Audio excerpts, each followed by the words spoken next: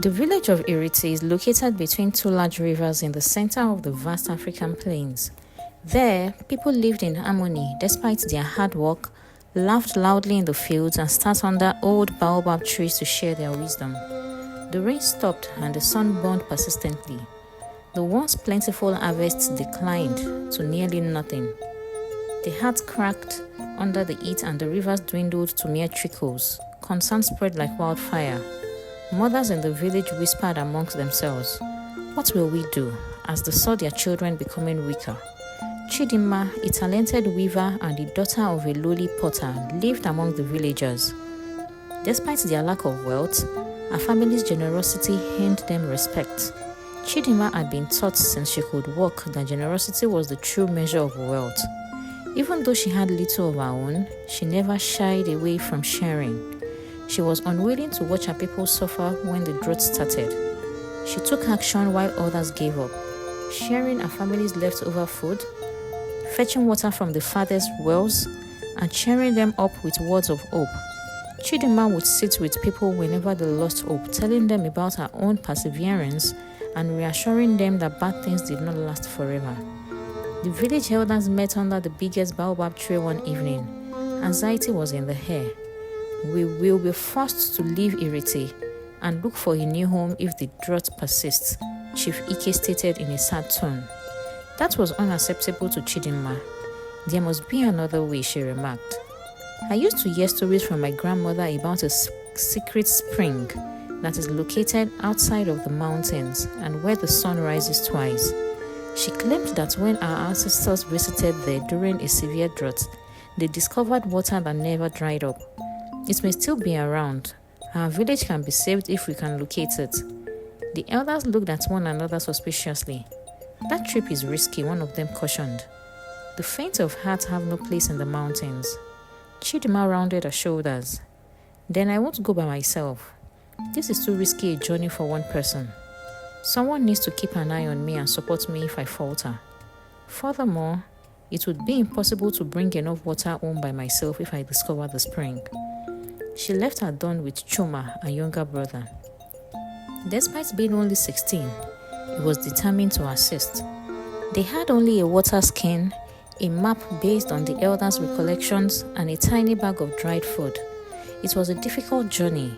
As they walked through the parched grasslands, the sun burnt their backs, their legs hot by nightfall, and their stomachs were growling with hunger.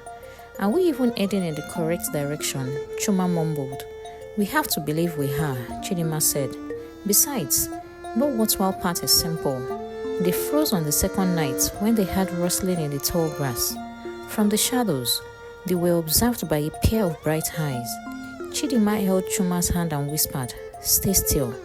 A leopard appeared, its golden coat blending with the parched ground. Chidinma stopped Chuma before he could get his knife.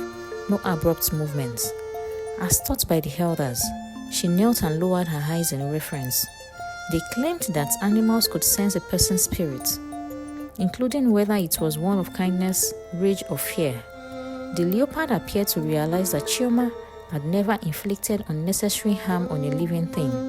It sniffed the air as though to test the truth of her heart, and then, as quietly as it had appeared, it disappeared into the night without hurting her. Chuma let out a sigh of relief. "How did you know it wouldn't attack?" Chidinma smiled slightly and remarked, "Sometimes, strength is knowing when not to fight." Finally, they arrived at the massive mountains. Every step was a struggle against fatigue, and the climbing was cruel. However, they gasped in wonder as they arrived at the summit. There was a secret valley below, full of vegetation and unaffected by the drought. A river's surface caught the sun's reflection and dispersed it in ripples as it shimmered in the morning light like liquid gold.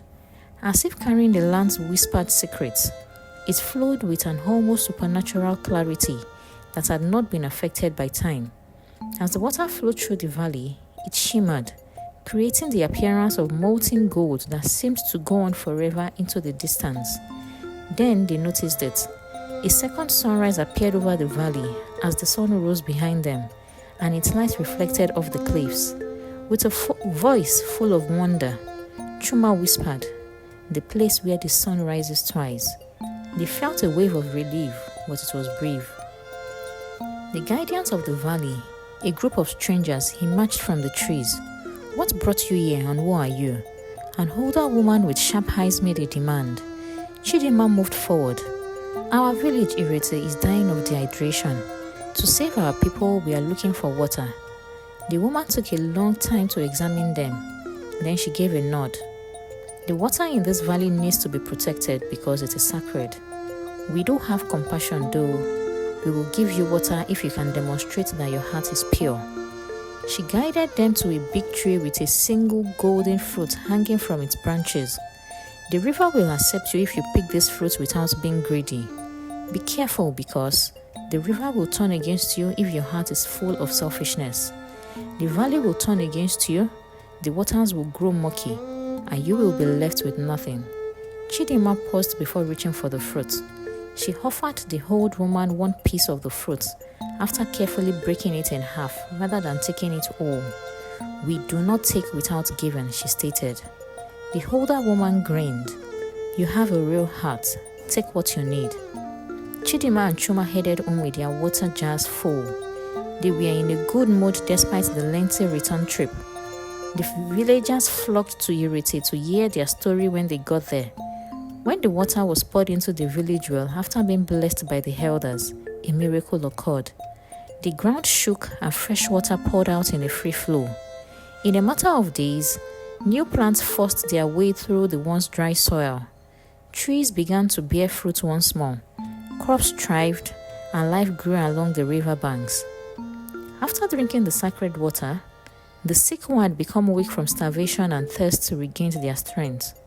The village, which had been on the verge of collapse, flourished with newfound hope and an abundance as children played carefree and laughter filled the air once more. Chidinma's bravery and wisdom were never forgotten by the people of Irete. In addition to saving their village, she had taught them that kindness, tenacity, and the discernment to know when to give and when to receive are the true signs of strength. So, where the sun rose twice, not only in the sky, but also in the hearts of its people, Irete flourished once more. Thank you for watching. Please subscribe to my channel for more interesting stories. Click on the like button and share it with your loved ones.